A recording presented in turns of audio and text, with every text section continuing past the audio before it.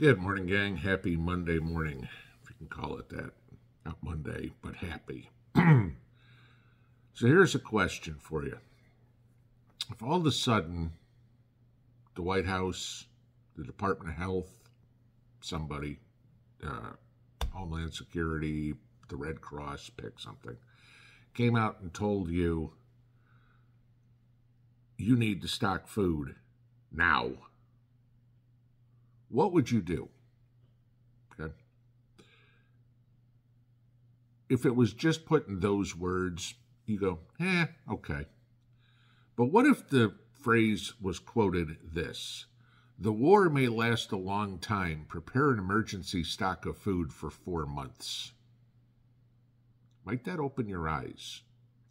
For most of us, hopefully, we go, 4 months, big deal, taken care of, and then some. But I want you to think of the other thing. Think about the 97%, 99%, whatever it is, of normies out there, and how they're going to freak out if they hear that, okay? And you're going to sit on the front porch and watch the stream of cars go by going to Kroger or Walmart or Hannaford's or Piggly Wiggly or whatever grocery store is nearby you, as people completely freak out.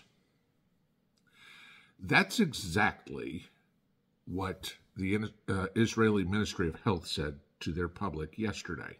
The war may last a long time. Prepare an emergency stock of food for 4 months. How in the world is an entire country going to go get an emergency stock of food for 4 months when most grocery stores keep maybe 2 to 3 days worth of food in the store? Okay? This is why we prepare. Exactly. This is why you spent all your fall harvesting and canning, why you're standing over a stove for 12 hours a day, putting tomatoes or sausages or chicken or soup or whatever in canning jars. This is why you didn't go out and have a steak and lobster dinner somewhere. You bought a new freezer. This is why, because an exact scenario that's going down in Israel right now could wind up getting bigger. Now, why do I say that? The headline to this video was not clickbait. It was reality that most people don't want to face. What if Israel decides their only option is nuclear warheads? Okay? And I want to give you this. Unofficially, there are 9 countries in the world that have nuclear warheads. Israel does not officially have them, but pretty much they've had them for 50 plus years and everybody knows it. But the U.S., Russia, France, China, the U.K., Pakistan, India, North Korea all officially have them, and Israel unofficially. But Israel, by best guesstimates, has somewhere between 80 and 400 nuclear warheads, okay, and delivery systems that can be from aircraft, from submarine-launched cruise missiles, or via the Jericho series of intermediate and intercontinental range ballistic missiles. Okay.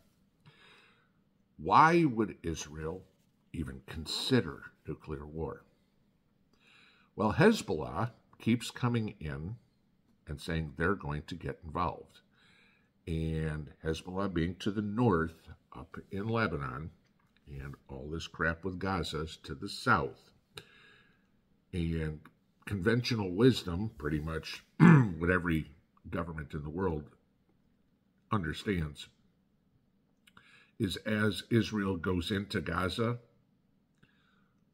Hezbollah will start coming in from the north. Guess what happened yesterday? The IDF went into Gaza. Okay, not full force yet, but they have gone in.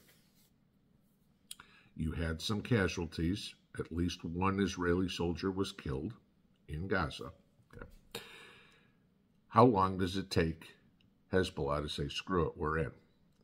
To use Barack Obama's comment, okay, comparatively, Hamas is the JV team.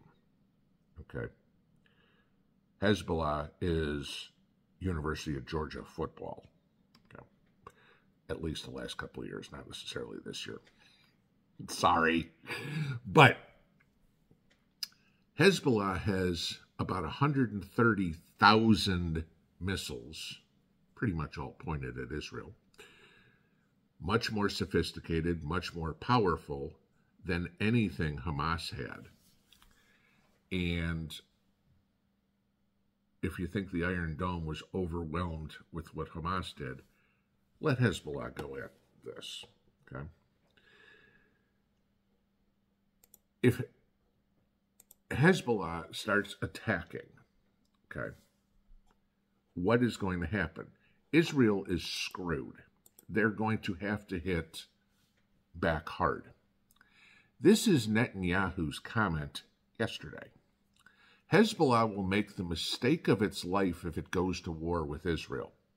If Hezbollah decides to enter the war, the IDF will hit it with such strength it will long for the second Lebanon war. It will be hit with a force it cannot even imagine, with devastating consequences for both the terror group and Lebanon, which hosts it. A force it cannot even imagine. He went on to say, along the lines of, never been seen before. Hitting somebody with a nuclear weapon has never been seen before. You can say whatever you want about the atomic bomb in Hiroshima or Nagasaki, okay? Modern nuclear weapons make those look like tossing a tennis ball into a rugby match, okay? What happens if this goes nuclear? We're involved, okay? To give you this, Lloyd Austin announced yesterday that they are preparing to call up more troops than the original 2,000. And this is going to be Patriot missile batteries, other sort of missile defense. This is a little bit further than the support staff, the medical of the original 2,000 that they were talking about.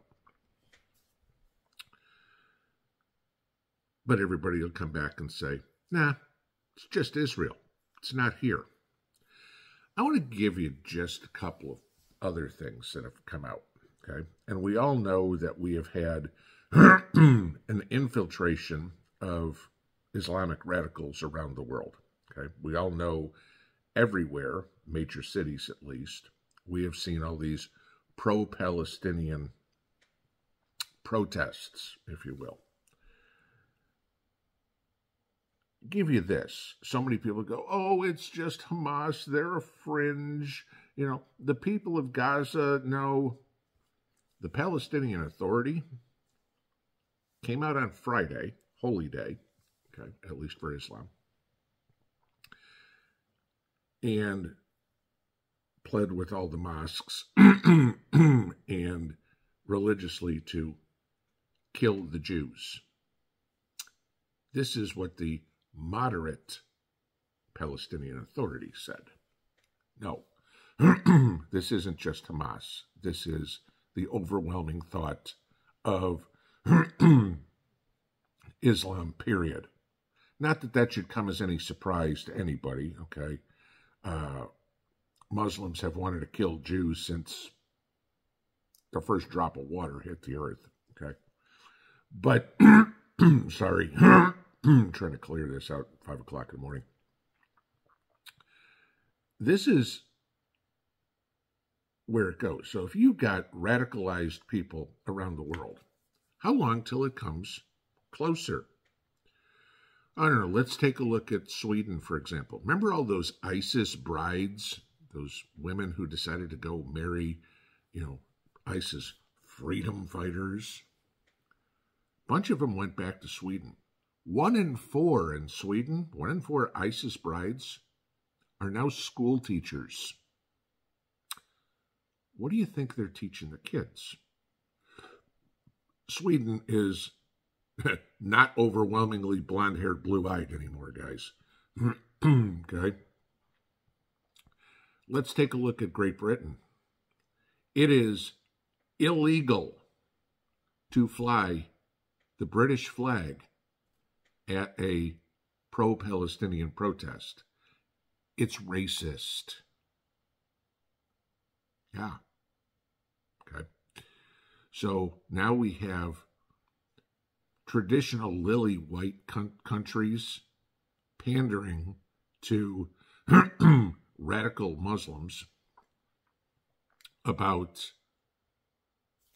your rights mean more than ours. Our national identity is not as important as your religious beliefs, your indoctrinated terroristic activities.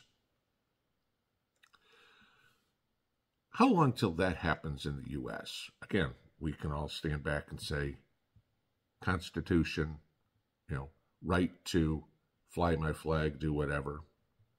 Remember, years back, the Supreme Court said that people had the right to burn the American flag.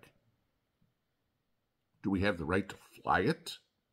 What if our illustrious leadership in Washington decides to take the same path as Great Britain? We've got more snowflakes than they do. What happens when you're not allowed to fly the Stars and Stripes because, you might offend the Palestinians? Right?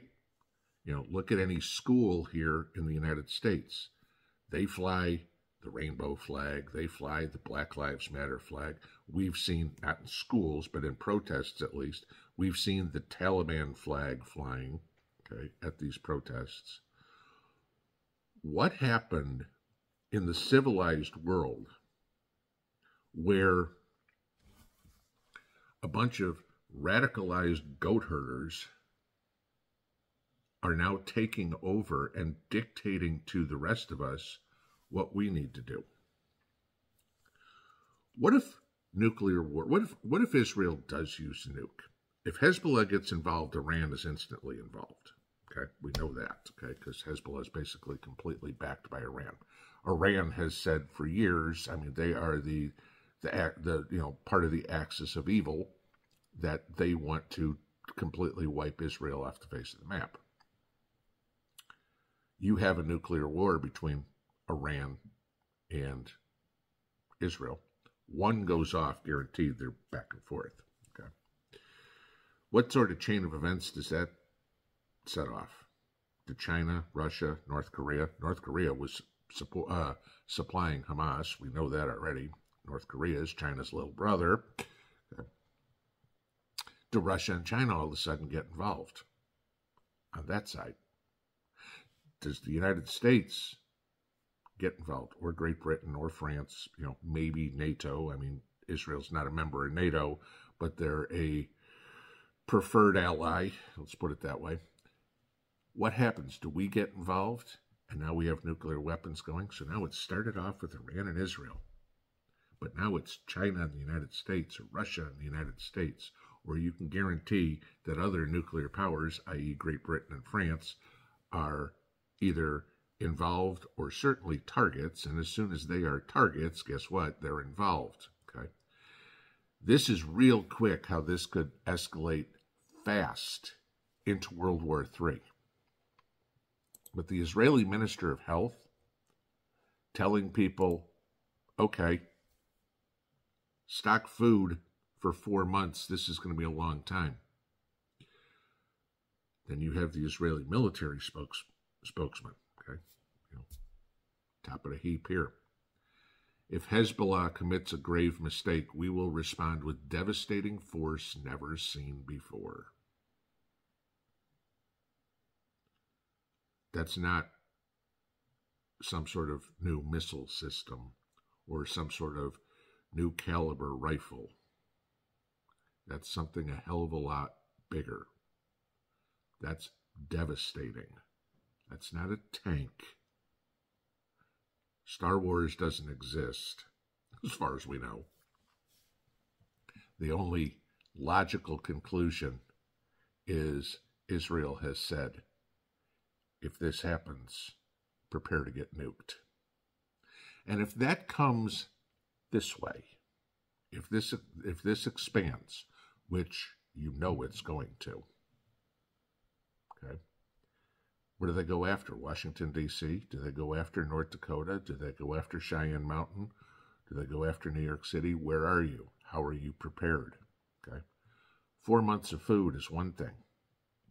Do you have a plan for nuclear preparedness? We've talked about that before in the past, about potassium iodide. We've talked about NBC, nuclear biological chemical protection, whether it's masks or whether it's chemical suits or anything sort. We've talked about how to create a fallout safe room in your house or area in your house where you have access to what you need.